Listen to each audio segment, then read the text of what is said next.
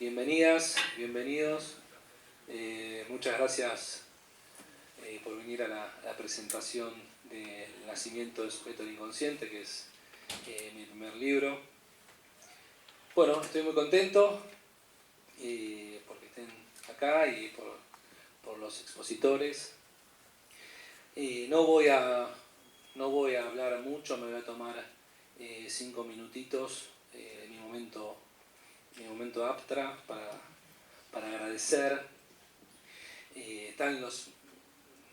Voy a decir básicamente lo que mencioné en el libro, pero quiero hacerlo también ahora frente a todos ustedes, porque es una cosa obvia, pero vale la pena recordarla, que es que en el proceso de investigación y escritura a uno se le va la vida, digamos, lleva muchas horas, mucho tiempo, mucha dedicación y bueno, mientras uno va haciendo eso, está acompañado por la familia, por los amigos, por la pareja, por los docentes, en fin, por todo lo que participaron de alguna forma en la constitución del libro, y quisiera agradecerles, tomarme unos minutos para agradecerles.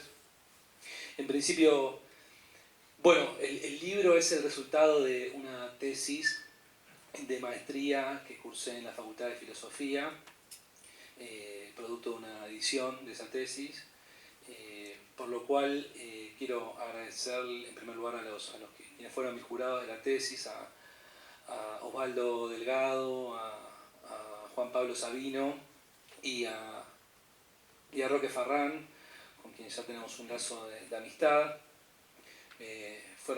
Tuvieron una lectura muy comprometida en la tesis, me hicieron comentarios que me sirvieron bastante para hacer unas correcciones a la hora de publicar el libro y para una investigación futura. A Omar Hacha, que fue mi director junto a Pablo de la tesis. Él no pudo estar porque está en Alemania, creo, la pasa bien Omar. Pero Omar es historiador y filósofo, no es psicólogo, no es psicoanalista, y sin embargo las charlas que tuve con él, sus consejos, sus recomendaciones, su lectura realmente fue muy valiosa, así que estoy muy agradecido con él. Quiero también agradecerle a Fabián Schekman, que es el jefe de cátedra de psicopatología, donde yo doy clases en la UBA. Ya lo conozco hace muchos años y él fue muy generoso conmigo al invitarme a participar en la cátedra, y de algún modo creo que mi pasión, digamos, porque interés ya tenía, pero mi pasión por el psicoanálisis, por la obra de Freud y por Lacan nació ese año, donde conocí a Fabián y a Pablo también, en el año 2006. Nos conocemos un montón. No nos damos cuenta, ¿no? Y también quiero agradecer a Eduardo Albornoz, con quien tuve muchas conversaciones en el proceso de escritura, y también fue muy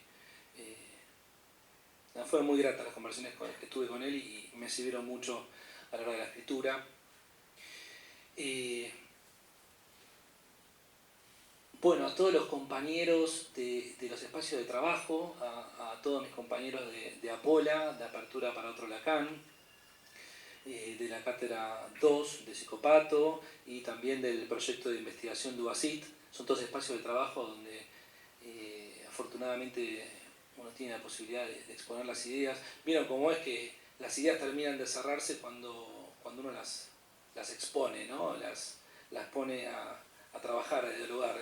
Esos espacios fueron todos bastante, para mí, muy importantes para empezar a presentar algunas de las ideas que están en el libro. Quiero agradecer a Nicolás Cerruti, que fue el editor oficial del libro de Letra Viva, y a Leandro Salgado, que es el director editorial, que hicieron un muy lindo laburo. Estoy muy contento por cómo quedó el libro. Pablo me decía que es un lindo objeto, quedó lindo, está bueno. Linda la edición. A Victoro por la ilustración que está acá, una ilustración espectacular que hizo especial para el libro. A Maru Lescano, que fue la diseñadora, y a Flor Bonoris, que sacó las fotos. Después, ya termino, estoy diciendo, ya termino, después no hablo más. mis amigas y a mis amigos, no solo los del ámbito psi, acá está Mati, Dible, Bruja, Lady, todos, gracias, bueno, a todos en realidad, me gustaría saludarlos a todos, pero quiero, porque bueno, justamente, ¿no? Porque mientras escribí el libro, mientras estudié, ellos me vieron casi a diario, se tuvieron que bancar a veces algunas charlas un poco aburridas, pero quiero también especialmente agradecer a mis amigos y a mis amigas con quienes discutí, con quienes conversé, con quienes hablé acerca de los problemas de investigación y del proceso de escritura del libro. Los voy a nombrar: a Anita Moscón, a José Recalde, a Santi Folgar, a Facu, a Caco Guzmán, a Pablo Carabota, a Seba Crespo, a Maxi Cosentino, a Agustín Kriper, a Ricardo Guasnicú, que también tuvo la amabilidad de leer unos capítulos, a Nati Carmio, a Nati Méndez. También tuvimos muchas horas de charla y de discusión sobre psicoanálisis, a Félix Morales, y en particular agradecerle a Tommy Pal, que fue como mi editor no oficial. Creo que es la persona que más leyó el libro, me hizo correcciones también fue malo a la hora de leer el libro, y eso estuvo muy bien porque me dijo de manera muy franca las cosas que estaban mal. Y quedó mucho mejor el libro gracias a sus correcciones. Bueno, a los estudiantes y finalmente a mi familia, a papá, a mamá, a Rocío, que están acá, y también en especial a la gordita, a la gorda, que ahí está, que fue quien me bancó día a día, ahora, todo el proceso de investigación y de escritura también. Ahora yo iba a visitarla a Tucumán y me iba con los 5 libros de Coiré. Una cosa increíble. Bueno, pero ya está. Ahora vamos por el doctorado, así que hay que tener más paciencia todavía. Bueno, quería agradecerles a todos ustedes, y ahora el procedimiento va a ser así: van a exponer los invitados. Luego de exponer tenemos que abandonar la sala relativamente rápido, me pidieron, y arriba vamos a hacer un brindis, algo para tomar y algo para comer. ¿Está bien? Bueno, arrancamos con Aide, ¿no? Perdonen, antes de presentar, quiero también agradecerles especialmente porque si no la presentación es muy formal, agradecerles a Aide, a Pablo y a Alfredo, no solamente por haber venido acá, porque los conozco a ellos hace más de 10 años, fueron mis maestros, quienes me formaron, quienes me siguen formando, pero además de eso fueron realmente muy generosos conmigo, me dieron muchas oportunidades de participar, bueno, en cursos, para hacer una beca. Bueno, Pablo escribió el prólogo del libro, Alfredo escribió la contratapa, en fin, la verdad que fueron muy amables y muy generosos conmigo. Yo estoy muy agradecido, y especialmente por este cierre, digamos, o comienzo, depende de donde se lo vea, así que les agradezco mucho. Bueno, ahora sí, empezamos con las presentaciones. Les presento en primer lugar a Aide Montesano. Es psicoanalista, es licenciada en Psicología y doctora en Psicología por la Universidad de Buenos Aires. Es docente e investigadora de la Cátedra 1 de Psicología Ética y Derechos Humanos en la Facultad de Psicología de la Universidad de Buenos Aires, y es miembro de APOLA, Apertura para otro Lacan. Comenzamos con Aide y luego presento a los otros invitados. Bueno, buenas noches.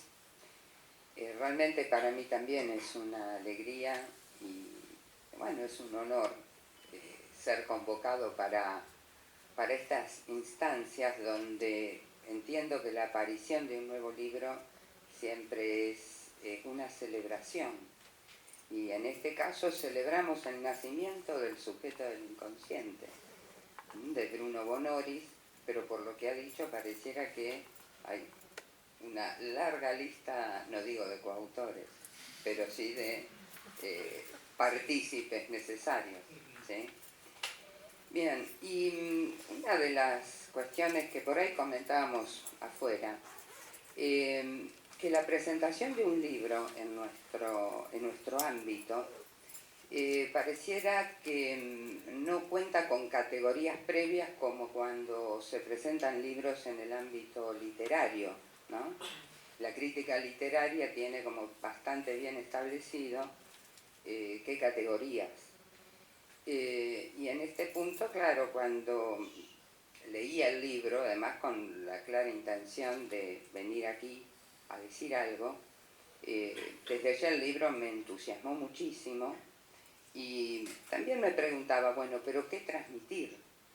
Porque ustedes lo van a leer, no les pienso hacer ningún tipo de situación de spoiler y demás, pero traté de ubicar algunas coordenadas, algunas categorías como para poder organizar un poquito estas palabras. Y en ese sentido me pareció adecuado 3 puntos. El primero yo lo designaría algo así como el terreno de la retórica. O sea, tratar de ubicar primero de qué se trata, cómo está planteado, cómo se nos presenta este bello objeto, que además es bello, y que de alguna forma ubica o nos permite, o me permitiría a mí proponerles, cómo entiendo que este libro nos ofrece un lugar para la lectura, qué espacio lector. Y me parece que más allá del dato casi objetivo, que tal como anticipaba Bruno, se trata de una tesis de maestría que hace este pasaje al libro y que es un pasaje muy logrado, porque en general todo lo que es el lenguaje muy académico, muy riguroso con las expectativas de lo que es dar cuenta de una investigación, endurece, ¿no? No fluye. El libro está francamente logrado en ese sentido. Esta escritura hace que la lectura fluya. Sin embargo, y acá es donde me interesa por ahí ubicar que pensé en la noción de retórica no tanto por las condiciones de estilo, sino porque tiendo a pensar que la retórica incluye lo que podríamos plantear el arte del bien decir. Y el bien decir no, insisto, en una condición estética, sino que empieza a incluir el campo de la ética. O sea que aquello que se está diciendo tal vez de la manera más bella o con el mejor estilo, no le esquiva a la condición de poder proponer y plantear lo que a veces es el tropiezo, los puntos de tensión. Y en ese sentido me parece, y que es muy destacable, que esa escritura que nos permite que la lectura fluya, sin embargo, hace lugar y nos presenta muy bien formulados aquellos puntos donde uno diría, bueno, ya no lo podemos leer de corrido, hay lugares donde detenerse y que están planteados además en muchos casos como preguntas. Las preguntas que entiendo que muchas de ellas son las preguntas de origen de la investigación y en muchos otros casos son como esos momentos de arribo, de llegada, haber llegado a un lugar donde lo que se vuelve a plantear es una pregunta, bien formulada, pero una pregunta. Y en ese punto creo que Bruno justamente logra presentar tensiones, las tensiones entre posturas, entre ideas teóricas diferenciables. Aparece esta construcción de la diferencia en la posición teórica epistemológica de Freud, de Lacan, y luego también la incorporación de otras voces, de otras ideas. Caso Foucault, que me parece tal vez el de mayor impacto, al menos en el sesgo que a mí se me planteó como lectura. Y luego habría un segundo punto, si ustedes quieren, el que llamaríamos más ligado, bueno, al contenido, de qué trata, ¿no? Y justamente trata de algo que es el nacimiento de esta noción, el nacimiento del sujeto del psicoanálisis, y que eso ya nos implica una pista que a mi gusto está muy bien propuesta y que creo que muchas veces queda omitida en el campo del psicoanálisis, y que es cierta condición que podríamos llamar histórica, ¿no? Porque si hablamos de un nacimiento, pareciera que hay un momento establecido, y ese momento tiene que ver con alguna condición de historia. Y vamos entonces asistiendo a cómo va a desplegar lo que llamaríamos las coordenadas de necesidad lógica para este nacimiento. Y ahí justamente nos encontramos con el asunto fechable, la aparición de la ciencia moderna. La ciencia moderna como esa ruptura en el modo de la ciencia hasta ese momento, con ese cambio radical de paradigma, y que ingresando ya en lo que Lacan va a sostener, que es lo que Bruno pone en clara argumentación, como el psicoanálisis no podría ser pensado por fuera de esta condición histórica. Condición histórica epistémica. Y me parece que nos va presentando un modo de pensar lo histórico, que luego voy a señalar, entiendo que adquiere una complejidad fundamental. Bueno, ciencia moderna y la posibilidad entonces de pensar al psicoanálisis, pero donde va a ser hincapié, donde va a trabajar Bruno, es bajo ese otro correlato, el de la filosofía, el del cogito cartesiano, el pienso, luego soy. Y será también a partir de esto donde Bruno nos va a proponer lo que él llama el sintagma, el cogito lacaniano. Y me parece que es algo de gran valor para poder ir ordenando las cuestiones, porque ese cogito lacaniano lo que va a leer es la condición de paradoja. La paradoja que se puede inscribir bajo cierta lectura en el cogito cartesiano, en esa posibilidad de que Lacan va a proponer, ¿no? Pienso donde no soy, soy donde no pienso, pero luego, claramente, esa otra condición paradojal, ese momento donde pareciera que el yo asume el reinado, y sin embargo es allí donde vamos a ubicar el nacimiento del sujeto del psicoanálisis. Y el tercer punto, que tiene que ver con los contenidos, pero que me parece que es casi como hacer foco en algo, es una de las dos derivaciones que de allí surgen, digo, porque como bien señala Bruno, vamos a ver cómo se abre el problema del cuerpo, de un cuerpo que queda atrapado en la condición de soma, de esa res extensa, de la sustancia extensa, de lo espacial, del cuerpo que ocupa un lugar, pero que además se establece en términos biológicos. Y por otro lado el problema del ser, que son esos dos capítulos donde podríamos ubicar que Bruno va a plantear esa construcción ligada al campo de la clínica, el cuerpo histérico y el problema entonces del ser y cierta forma de la locura moderna.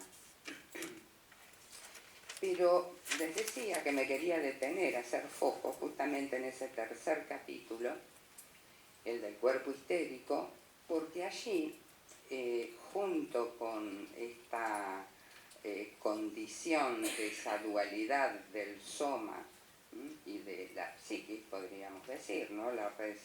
La sustancia extensa, la sustancia pensante, en relación al nacimiento mismo del psicoanálisis, este cuerpo histérico que va a incluir el terreno de la sexualidad, ¿sí?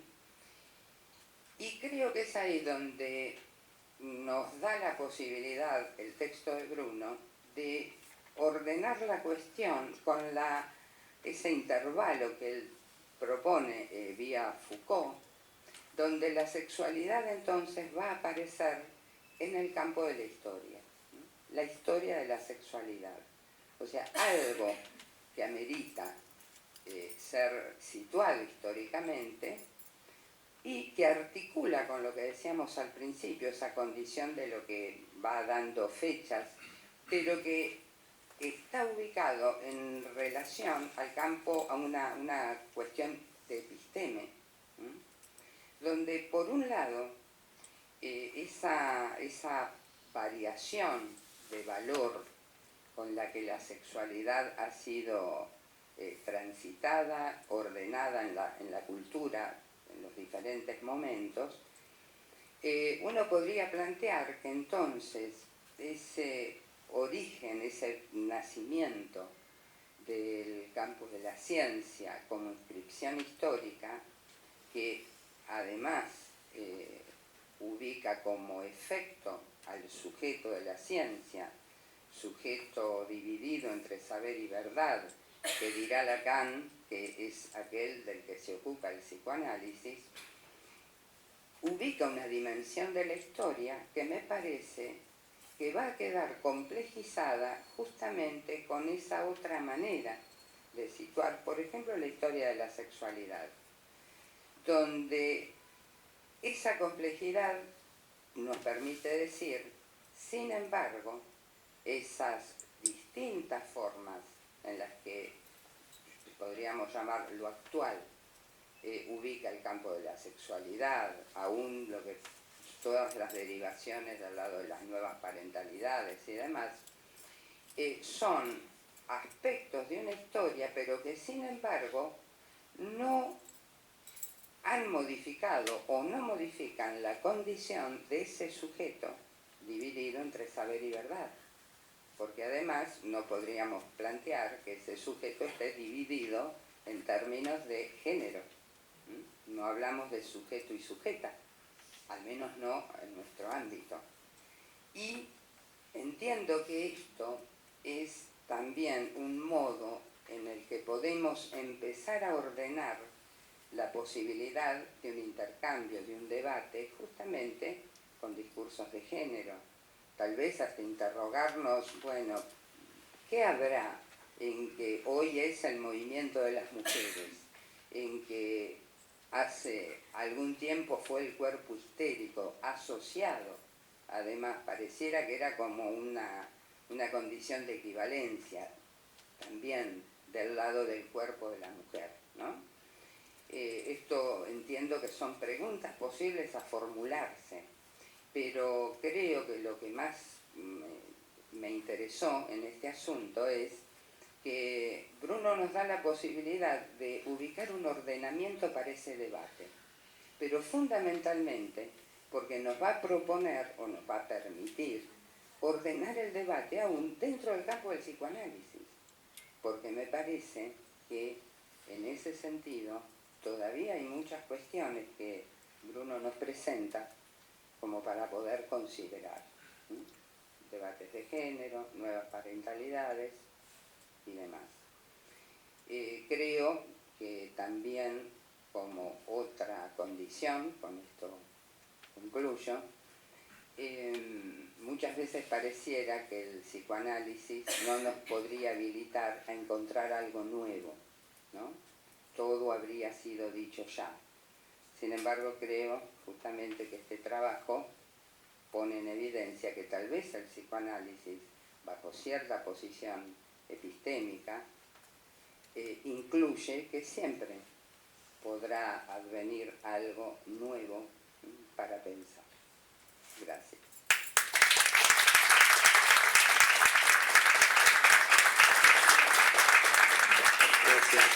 Gracias a Dios.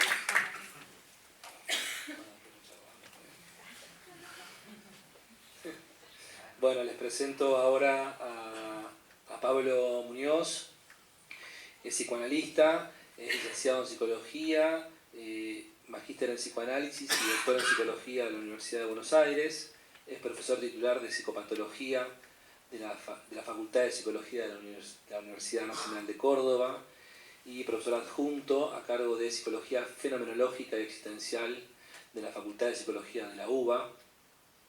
Es director de proyectos de investigación UBA-CIT y docente de posgrado en la Universidad de Buenos Aires y la Universidad de La Plata, y autor de libros como La invención lacaniana del pasaje al acto y Las locuras según Lacan, Deseo y libertad, y bueno, y ahora un nuevo libro de psicopatología, ¿no? Un nuevo libro sobre psicopatología. Bueno. ¿Andas? Bueno, buenas noches o tardes. Hay tanta luz que la verdad que ni los veo, así que no voy a necesitar los lentes. Me funcionan de pantalla, peor todavía. Así que veo sombras. Bueno, tengo el gusto de formar parte de esta mesa para, como decía Aide, festejar el nuevo libro. Siempre un nuevo libro hay que festejarlo, sobre todo en tiempos difíciles para todos y para la industria editorial, ni que hablar. Así que le agradezco mucho a Bruno la invitación y también a prologarlo. Un primer libro siempre el efecto de un libro es raro, ¿no? Uno tanto trabajó, como decías, a tantas cosas se renuncia, después se lo entrega y ya no es más de uno, es como ahora es lo que pasa con eso, ¿no? Entonces también invitar a algunas personas a comentar ese libro por primera vez es un acto de generosidad y responsabilidad, ¿no? Un libro de psicoanálisis siempre nos enfrenta a la cuestión de qué se transmite del psicoanálisis. Recuerdo haber escuchado hace mucho tiempo a Guy Le Goffet decir que la transmisión del psicoanálisis va a matar al psicoanálisis. Yo no recuerdo bien el contexto en que lo decía, como sucede con esas frases que te quedan repiqueteando después de años, pero por lo menos se me ocurrió que lo que no estaba diciendo es que lo que va a matar al psicoanálisis es las neurociencias, las TCC, tampoco la ciencia, esa contra la que se supone en cierto lacanismo que el psicoanálisis debería luchar. Ni los ministros de Economía de este país van a matar al psicoanálisis, lo cual no es poco decirlo. Pones en Alemania y la quiebran. No, lo va a matar la transmisión. ¿Y qué sería eso, no? Es decir, el problema es interno, es nuestro, porque ¿quién transmite? Todos nosotros, lo que damos clase en una universidad, en una escuela de psicoanálisis, en una agrupación de psicoanalistas, la que sea, incluso en nuestro consultorio. Cada uno con lo que hace transmite de alguna manera que es el psicoanálisis. Y los libros claramente transmiten. Escuchando y leyendo cómo transmitimos, hay algo que me viene preocupando hace cada vez más, pero ya hace bastante tiempo, tengo una impresión, y es de que la transmisión del psicoanálisis está cada vez más afectada de consignas, ¿no? De aforismos, pobres, ¿no?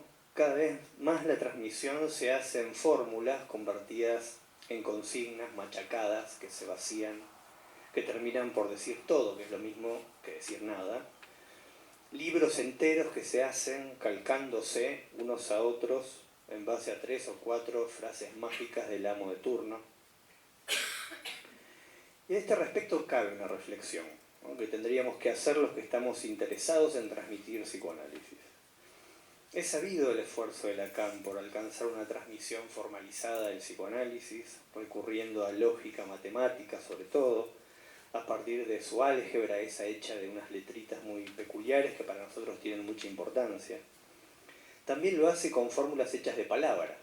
El inconsciente es el discurso del otro, el inconsciente está estructurado como un lenguaje, tantas otras, ¿no? Cientas.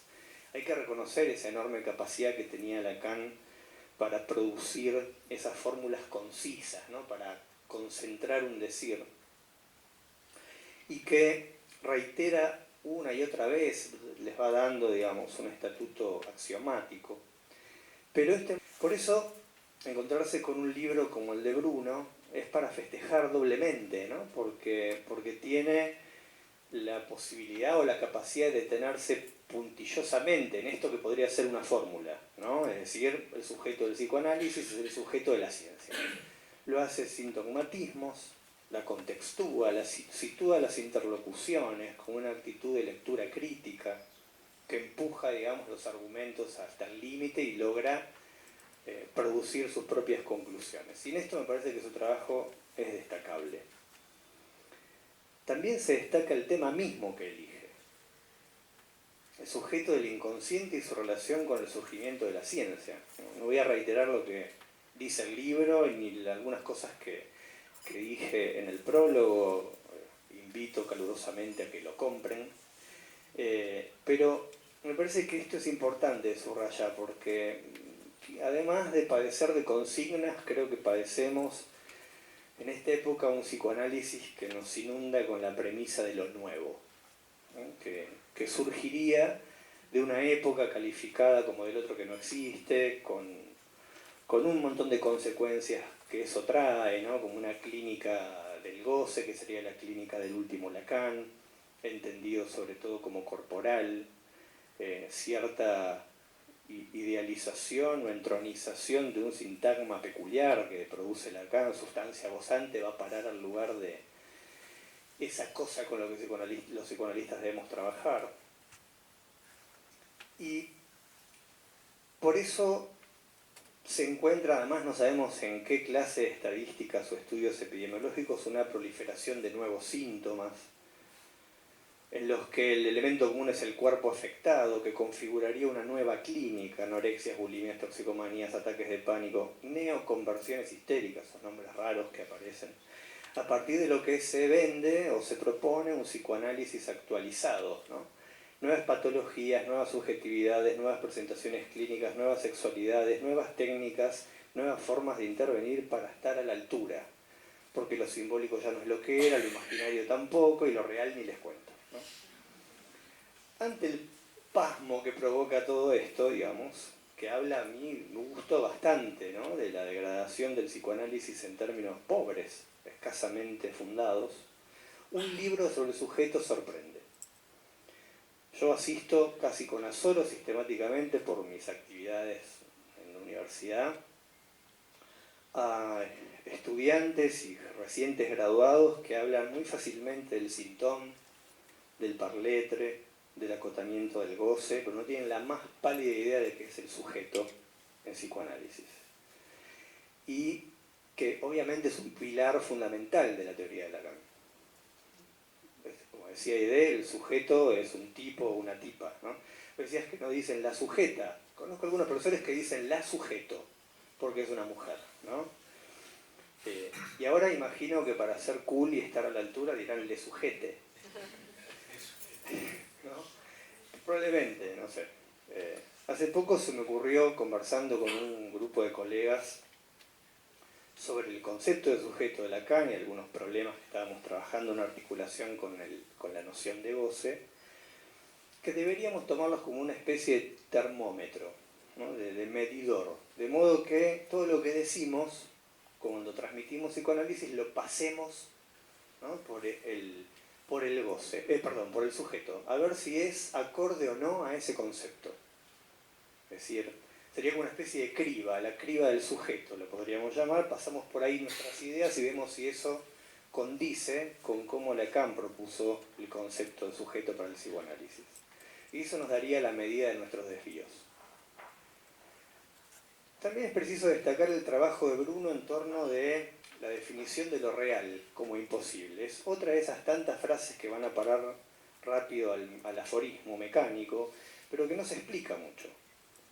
Y quiero subrayar esta parte de su tesis, porque el modo en que ahí se delimita, se lo recorta prolijamente, se lo define con precisión, marca bien la diferencia que hay respecto de una transmisión que se hace de lo real como una especie de existencia previa al lenguaje, inefable, irreductible, algo en sí, ¿no? Bruno lo señala muy bien eso. Es un punto importante porque evidencia un modo distinto de entender qué es el psicoanálisis como práctica orientada hacia lo real. Pensarlo de un modo u otro tiene consecuencias muy distintas. Y señalo estos puntos porque si el título del libro parece llevarnos a un tema ya sabido, trillado, dado por conocido, que ya no está en discusión, porque el sujeto habría sido reemplazado por el ultimísimo Lacan, por el parletre, en verdad, digamos, me parece que es un texto que interviene en debates que tienen mucha vigencia respecto de cómo se lee a Lacan con o contra Freud, y sobre todo con el ahínco con el que muchos parecen evitar cuidadosamente tocar todo lo que es verdaderamente subversivo en el discurso de Lacan, en la enseñanza de Lacan. Un libro que transmite psicoanálisis es un libro que hace con el texto del autor que comenta lo mismo que hace con el texto del analizante que escucha. Interpreta, cita, recorta, puntúa, equivoca, alude, elude a la vez, ¿no? Sería una especie de leer contra. Freud contra Freud, Lacan contra Lacan y Lacan contra Freud. Y tomo como ejemplo de esto lo que hace Bruno cuando interpreta los dichos explícitos de Freud sobre epistemología, que lo sitúan en una vertiente empirista, y a la vez, en una extensa nota al pie, la 51 de la página 34, reconoce que hay contradicciones, digamos, entre comillas, en el mismo Freud, trayendo otras citas en las que se lee, o decir, se interpreta, porque no es un dicho explícito, una posición epistemológica diversa, incluso opuesta, ¿no? Lo cual es refrendado con una cita de Omar Achak sobre, que habla de una oscilación de la posición epistémica de Freud. Es interesante ahí el término oscilación, cómo funciona, ¿no? Entonces ahí se ve muy bien a Bruno leer entre, ¿no? Sin dogmas, en ese sentido. Y me recuerda lo que plantea Foucault en su célebre conferencia, que es un autor, en la que señala que Freud instaura discursividad, ¿no? Lo que comporta un asunto central que es el olvido esencial y constitutivo de su acto de instauración.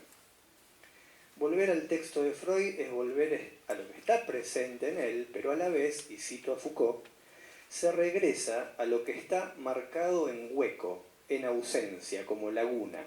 Se regresa a un cierto vacío que el olvido ha esquivado o enmascarado.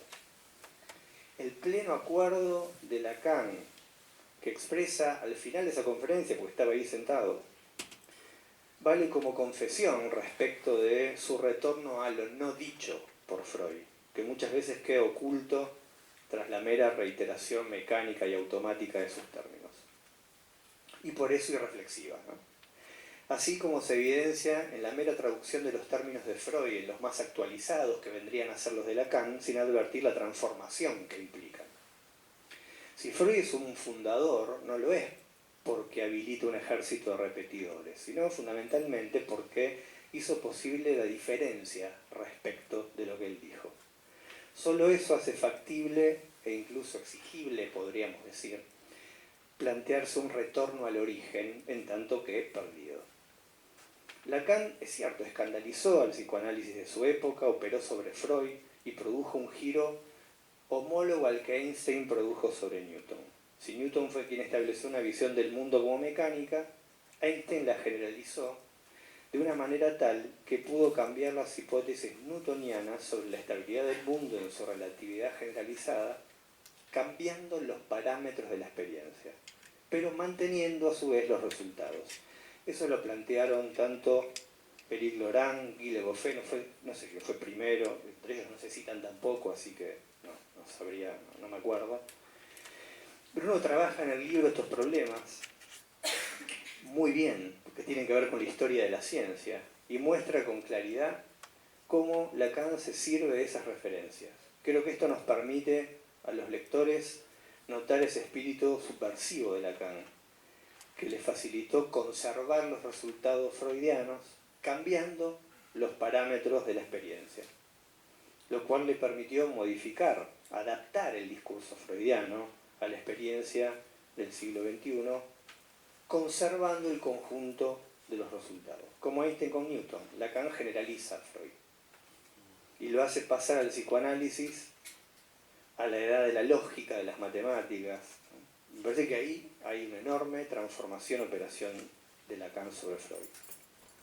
Esa parte del trabajo de Bruno me hizo pensar en otra analogía, para ir terminando.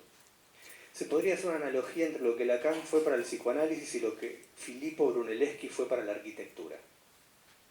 Le habían encargado la construcción de la cúpula de la Basílica de Florencia, promediando el siglo XV. Y se cuenta que, desconcertado por semejante propuesta, el tipo estaba como loco, ¿no? Le habían encargado semejante cosa, se fue al Panteón, la más perfecta obra del Imperio Romano, que todavía está en pie, en Roma, y que fue construida alrededor del año 100, o sea, 1400 años antes que Brunelleschi naciese. Entró al edificio, levantó los ojos y en cierto rapto de lucidez comprendió. Estudiando cómo habían hecho los romanos para construir la cúpula del Panteón, encontró la solución para construir la de Florencia, gracias a lo cual podríamos hoy deleitarnos con eso, que es, podríamos decir, un simple gesto, ¿no? El gesto simple, pero ¿qué gesto? ¿No? De rescatar los principios de la arquitectura romana y por ende también de la griega, es decir, no es ni por conveniencia ni reflexivo en ese sentido, ¿no? Es decidido. Y además de su trabajo prolijo, decidido, serio, bueno, siempre fue humilde y lo sigue siendo, ¿no? Y son características que a veces no todas van juntas con las mismas personas. Así que un gusto participar de esta actividad.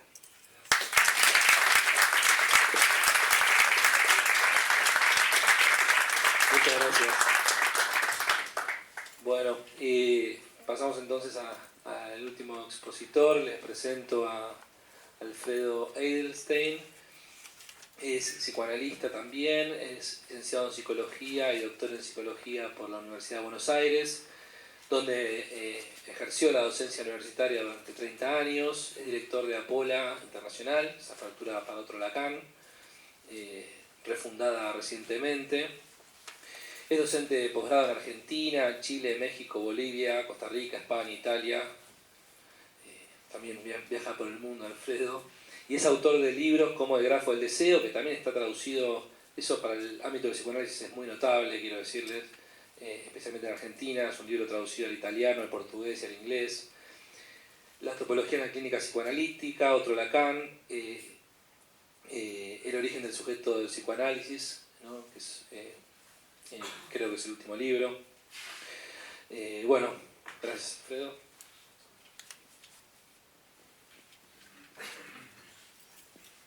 Hola, buenas noches. Voy a contextuar dónde encuentro yo el valor del libro de Bruno. Desde hace casi 40 años, con el fallecimiento de Lacan, ha cesado la investigación sistemática interdisciplinaria con orientación científica en psicoanálisis. Aquella iniciada por Freud en 1895 se encuentra, a mi entender, interrumpida. Lacan fue el último investigador que desde dentro del psicoanálisis se propuso la deconstrucción del mismo, con el fin de volver a plantearlo, de cuestionarlo, desde sus mismas bases teóricas, tanto filosóficas como epistémicas, incluso científicas. Ha habido y hay, claro está, nuevos autores que, como el caso, por ejemplo, de Jacqueline Miller, cuentan con miles de seguidores y decenas de instituciones en el mundo orientadas en sus nuevas concepciones del psicoanálisis. La gran diferencia radica en que los autores modernos participan, a contrario de las luces de Lacan, de un proyecto antiintelectual en psicoanálisis, compartido con numerosas corrientes de opinión occidentales modernas. El más famoso filósofo de esta exitosa corriente, Jorge Aleman, plantea el fundamento del psicoanálisis como de la índole de lo anticogitativo. A consecuencia de esta orientación anticogitativa y antiintelectual, el psicoanálisis fue llevado a un estado de letargo de las ideas. Hay que analizarse, analizar y atravesar la experiencia, y cuanto más corporal, mejor. tal es la demanda más compartida. Incluso, y como ejemplo de esta problemática, en la reciente reedición de los escritos de Lacan en español, es un caso notable, poco conocido quizás, pero para mí es notable, se quitó el texto escrito por el propio Lacan para la contratapa de sus escritos, él mismo lo confiesa que él escribió, donde decía, y lo cito a Lacan, es preciso haber leído esta compilación, se refiere a sus escritos, y a todo lo largo para sentir que allí se prosigue un solo debate, siempre el mismo, y que, aunque pareciera quedar así fechado, se reconoce por ser el debate de las luces. Es decir, que los escritos en forma completa, Lacan lo destina al debate de las luces de las ideas. Se lo sustituyó en una cita que dice, existen individuos, es todo.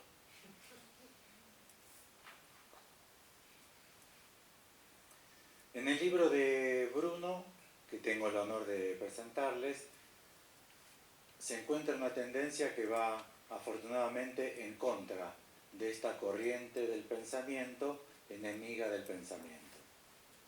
Nos propone una investigación seria, argumentada y consistente de conceptos centrales del modelo teórico de Lacan, y no los plantea ni como elucidados ni como producidos por ninguna experiencia. No los considera entes de ninguna especie, consecuentemente tampoco universales. Se trata de una muy buena bocanada de aire fresco que el psicoanálisis necesita con urgencia para no caer en lo que se podría llamar un marasmo intelectual, que termine por quitarlo del todo de los debates modernos sobre el sujeto, el inconsciente, el sufrimiento, la familia y la sexualidad. Así, se trata de un texto valioso, con articulaciones que cuestionan en psicoanálisis un campo de relación muy conflictiva, el psicoanálisis. Así se trata de un texto con articulaciones cuestionadas en psicoanálisis. Un campo que posee una relación muy conflictiva con el autocuestionamiento, condición esencial de todo lo científico. Este es el motivo, creo yo, del máximo valor del texto de Bruno, y es que se inscribe dentro de una política, una estrategia, una táctica de reinscribir al psicoanálisis dentro de la lógica de las discusiones científicas. Y para mí es hoy el punto más flojo del psicoanálisis. Bueno, solo eso. Gracias.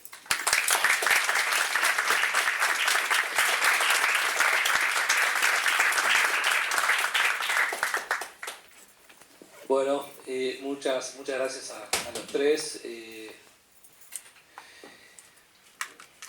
gracias a ustedes, especialmente a los que no son del palo, que escucharon tan atentamente. Espero que hayan podido llevarse alguna idea.